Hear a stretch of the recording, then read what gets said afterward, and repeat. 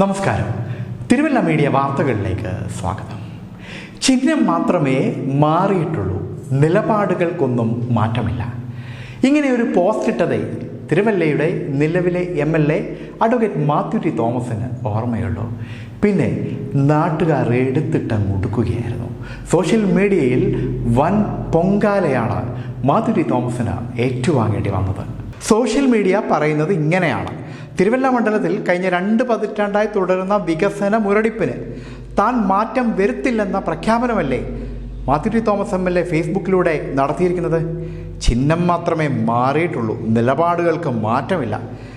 ഈ വാക്കുകൾ കഴിഞ്ഞ 20 വർഷമായി മണ്ഡലത്തെ ശ്വാസം മുട്ടിച്ച ഭരണശൈലിയും ജനവിരുദ്ധ നയങ്ങളും അദ്ദേഹം ജയിച്ചാൽ വരും വർഷങ്ങളിലും തുടരും എന്നതിൻ്റെ വ്യക്തമായ തെളിവാണെന്ന് നവമാധ്യമങ്ങൾ ചൂണ്ടിക്കാണിക്കുന്നു. തകർന്ന റോഡുകളും പാതി വഴിയിൽ നിലച്ച പദ്ധതികളും മാറ്റമില്ലാതെ തുടരുമെന്ന ഈ വെല്ലുവിളി തിരുവല്ലയുടെ മണ്ണിൽ ഇത്തവണ വിലപ്പോകില്ല എന്നും ആളുകൾ ചൂണ്ടിക്കാണിക്കുന്നു. വികസനമില്ലാത്ത 20 വർഷങ്ങൾക്ക് മറുപടി പറയാൻ തിരുവല്ല ഒരുങ്ങിക്കഴിഞ്ഞു. ചിഹ്നം മാറ്റി വന്നാലും ജനങ്ങളെ വീണ്ടും പറ്റിക്കാമെന്ന മോഹം ഉപേക്ഷിക്കുന്നതാകും മാത്യു ടി തോമസേ നല്ലത് എന്നാണ് നവമാധ്യമങ്ങൾ പറയുന്നത്. News desk, Thiruvalla media.